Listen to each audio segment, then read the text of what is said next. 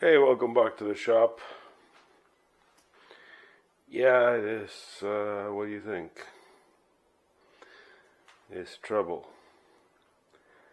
So, when I started woodturning just over a year ago, of course I asked my wife, because you want to buy a tool. So, hey, I'm making something, honey, what would you like? And she said, it'll be nice if you make me a big yarn ball. But I don't have the skills to do so, and I put it away, and I put the thought away, but then I kind of forgot about it. I just remember after I don't know, I think it's been about coming to a year and a half of turning, so I'm gonna get myself in trouble with this. At first I thought this was a problem, but then once I put it up I realized that it's my way to get the buncher go across from one side to the other, because otherwise it doesn't fit, at least at the beginning. I didn't remove the bark, it seems pretty tight there, so I don't know.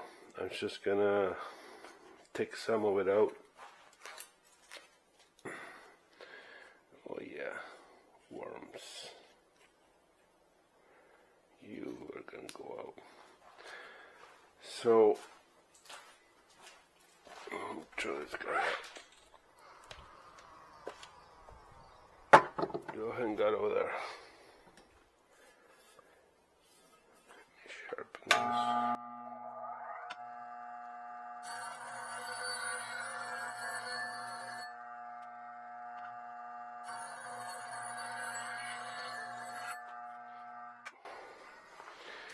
They say this is the easiest tool to sharpen. So let's see what happens. I'm at 460, courtesy of the stones under my lathe that everybody complains about.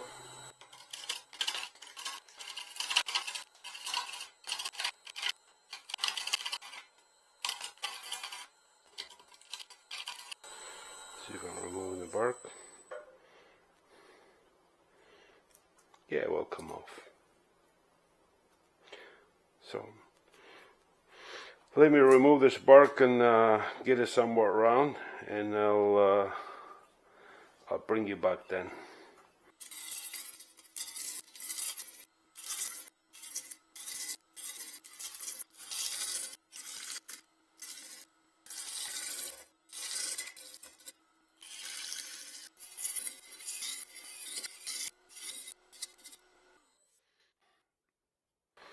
All right.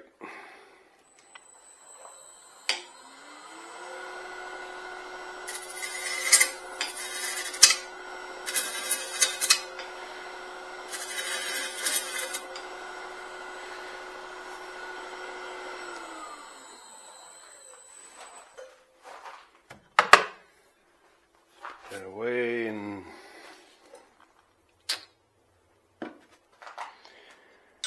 sharpen a 40/40.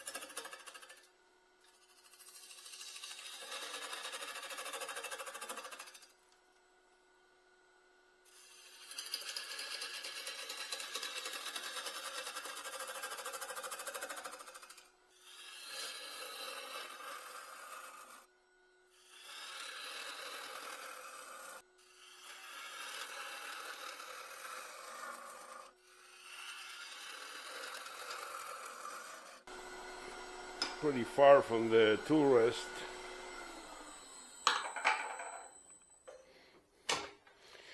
You're being stupid, Juanito.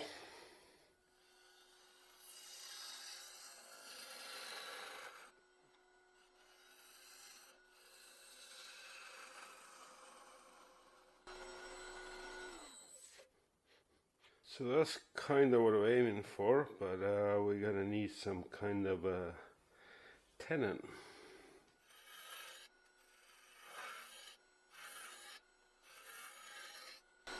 This is when you do this on end grain.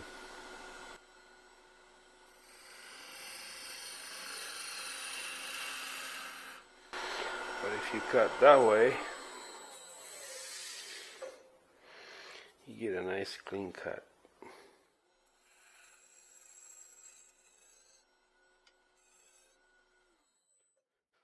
Okay, that's going to be my tenon, but we're going to revisit that before putting the chuck, because this is wet and it will get it around. Let's redo this curve.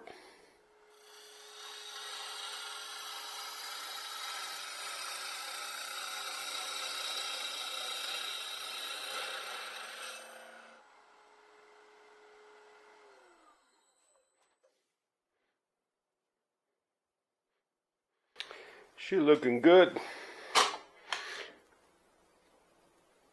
I think I want this a bit more pronounced,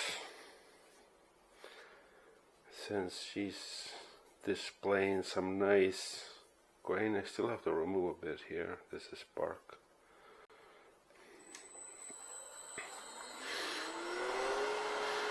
Start here.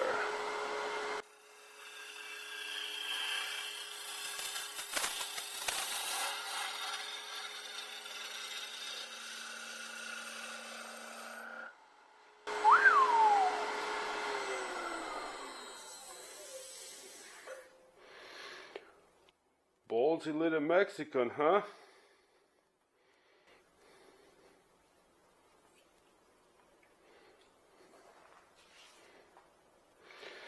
So what shape are we gonna give it? I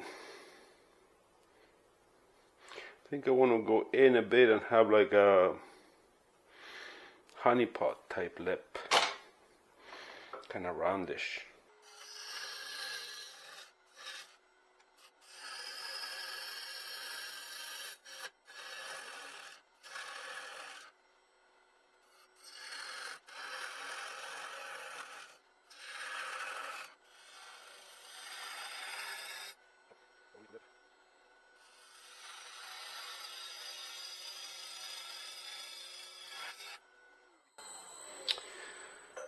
How deep does this stupid thing has to be?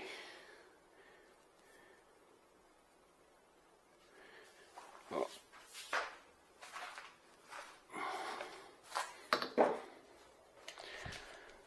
See where we at. So width, I'm around 10. Height 6.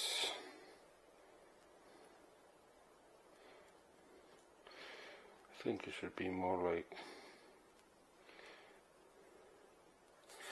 I think I'll go ask the wife. Hey wife, are you busy? No. What do you need? I need your help. I'm wondering how tall it needs to be. You know what this is, right? Yeah, it's to hold my crochet yarn when I'm crocheting something. So this is the bottom part here? Yeah, this is going to be the bottom. And I want to do like a lip, like a roundish, kind of like a pot. Honey. So you're wondering if this has to go higher than where you already stopped then? Yeah, so right now this is 10. That's my tape. I mean, the yarn doesn't have to be all inside, right? No, it doesn't. So from what I am right now, let's say with the lip to the 10, and I'm at 7. That's probably fine, because I think most yarns are like, let me see, take for a second. See, most balls of yarn are around 6, 7, 8 inches long, but most of them between the 6 and 7 inch mark, I think, from what I have. So if the very top was here, you're good with that? Yeah, that's going to be fine. It's better because I got some nice. Well, you can make it taller. It doesn't matter, because you have to put in the grooves. Well, the taller I make it, though, the more I have to hollow out. the deeper I have to hollow. No, why do you have to hollow so deep? Why can't you leave the bottom? The bottom part would be better if it's heavier, actually, so it's stable. Okay, but okay, fair enough. But if I leave it too thick, it will crack. So. Well, but I would say go another inch here. Really, is all you need to go. Yeah. Okay. Thank you. Wife's duty done now? Yeah, I go get myself a coffee and we'll get this done. Okay. All right, after getting some sound advice from the wife, let's try to make this curve properly. And a bit of a bead there. I have a bit of bark here, but guess what? I'm gonna leave it.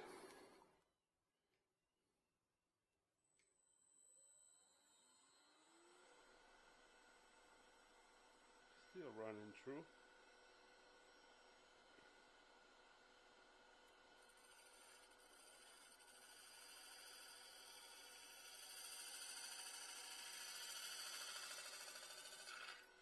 Yeah, I'm pushing the bevel too hard. Or it's getting it around, one of the two. I think it's me.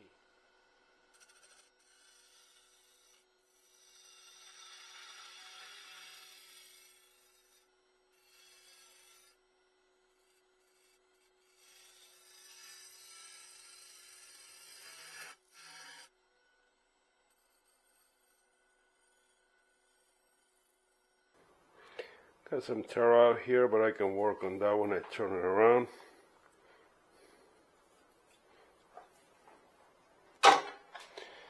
So let's revisit this tenon, because I can tell that the piece is kind of round.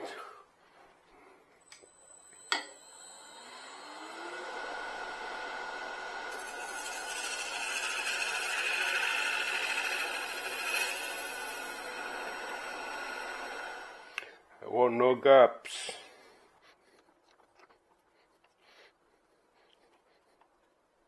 No, I'm getting a gap and I don't like it. I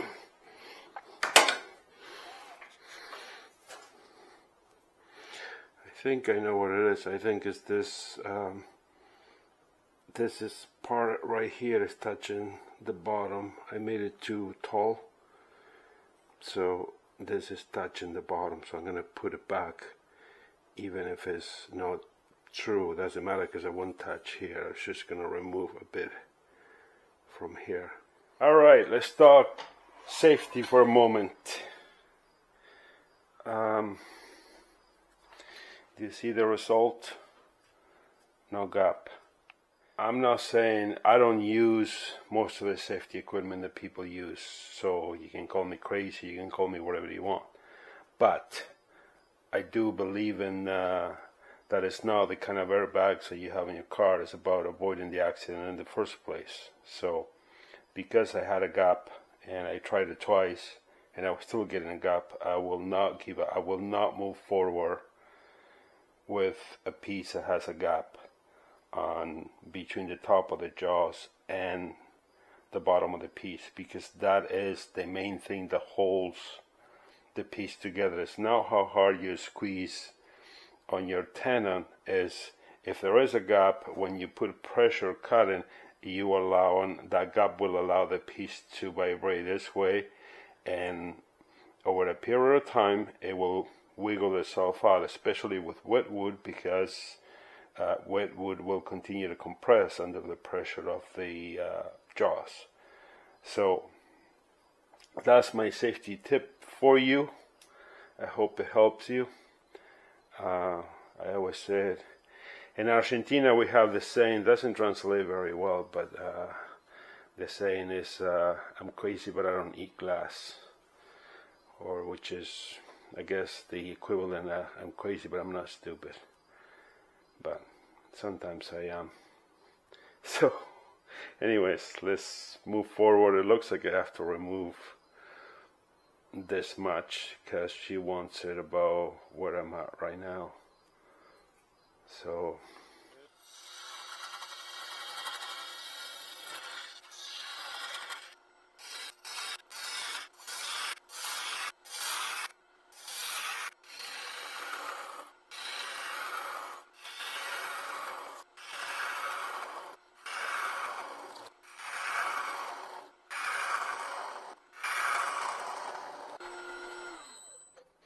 stir out there because the tool vibrates as if I'm trying to get this smooth, the tool rest should be this way and a slow feed. So I'm just removing material there. And also, here's another thing that I'm doing wrong. I mean, you're at your own when it comes to safety. I do my thing, but past this much, you start to get vibration, and you don't get enough leverage. I mean, I got my arm holding the tool because I'm that far away from the tool rest, so that's not necessarily good. Just letting you know. So what we're going to do now is tide, because it should have compressed by now. So yeah.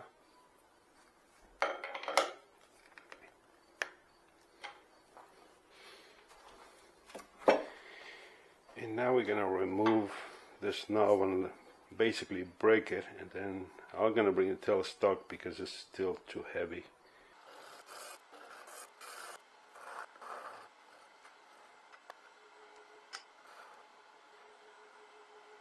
Back to secure.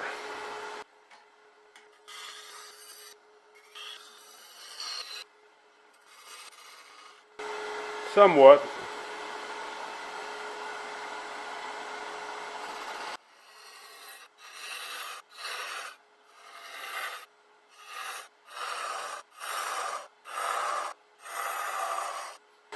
And that's called side hollowing, I guess. I don't know.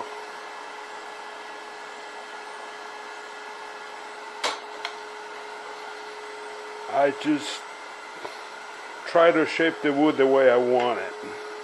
Which way? We figure it out as we go.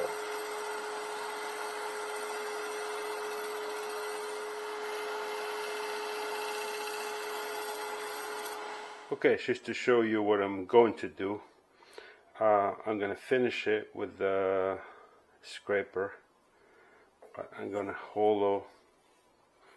If you're doing something like this and you don't have like deep hollowing tool, so this is a bull gouge, 60-degree swept back, you go from the center out. Here, I'll show you.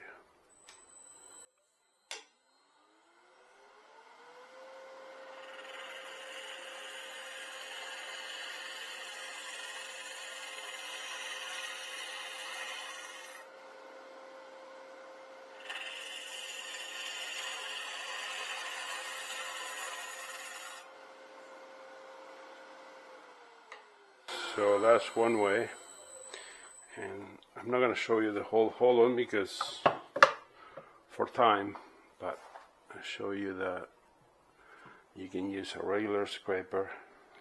I'm not even sure there's a sharp, but you have to have it slightly angled down from the center, like so. Like, see that? And you can also do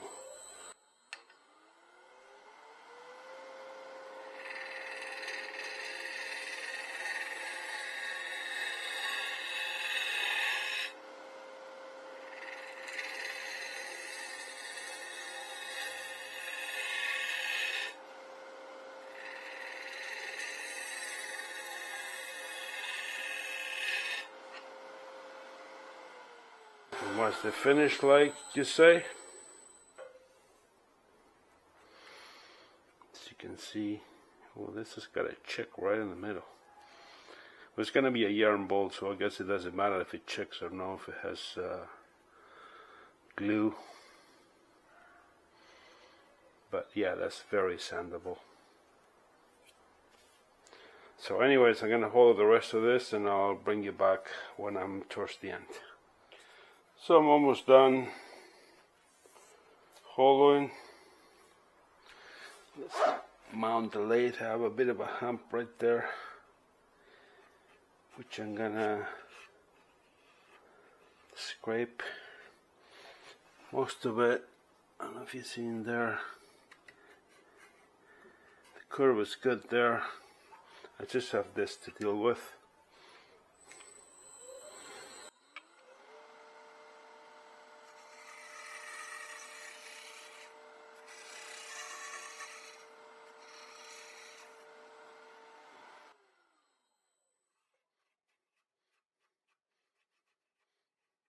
I think I got it.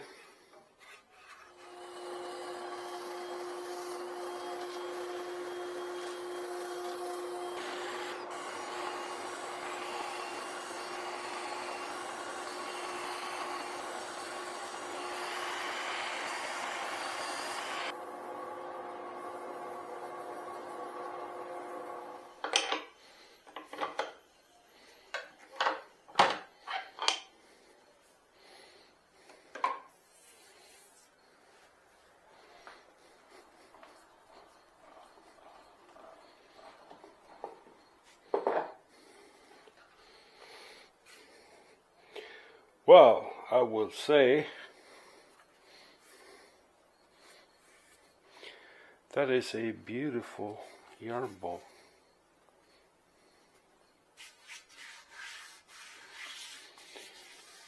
I'm gonna let it dry and warp. I can't put finish because it will trap all the moisture. You can see the water here. So it's gonna move a bit, which is gonna make it even more unique. So now let's go talk to the boss and require approval.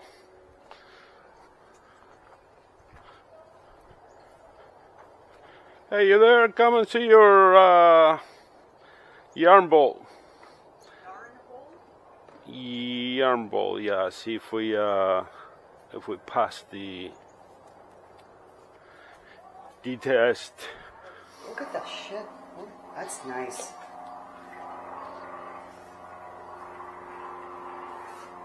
That's really nice. Now tell me, like, are we gonna put a hole in that thing? A hole? For the yarn, or you're just gonna... It's not a, you don't even, it's, if you don't have to, but it's not a hole you put in it.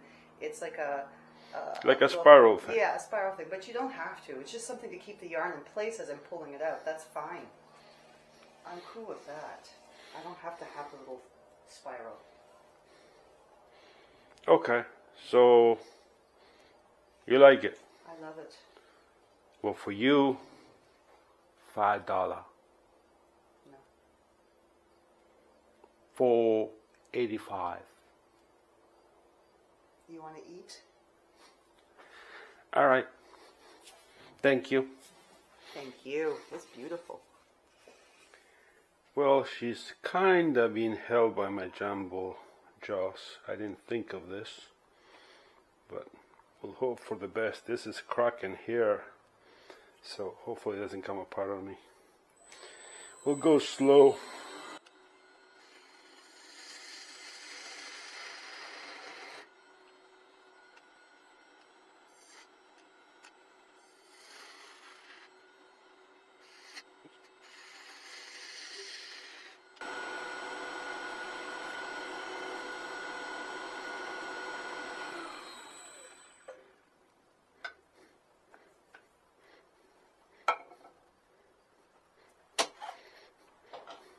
Will it stay there or no?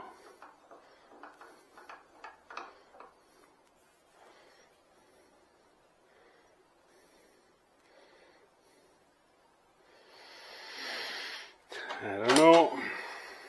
I don't trust it. Spin and see what happens.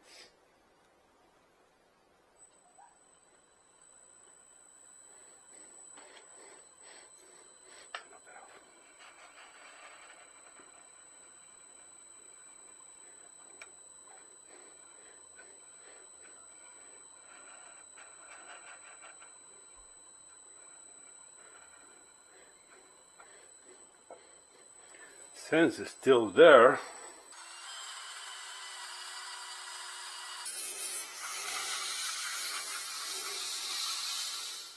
I think now I'm gonna have to clean up the marks that this rubber did.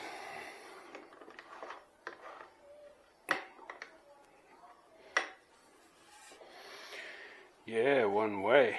Minimum marks. Almost like nothing.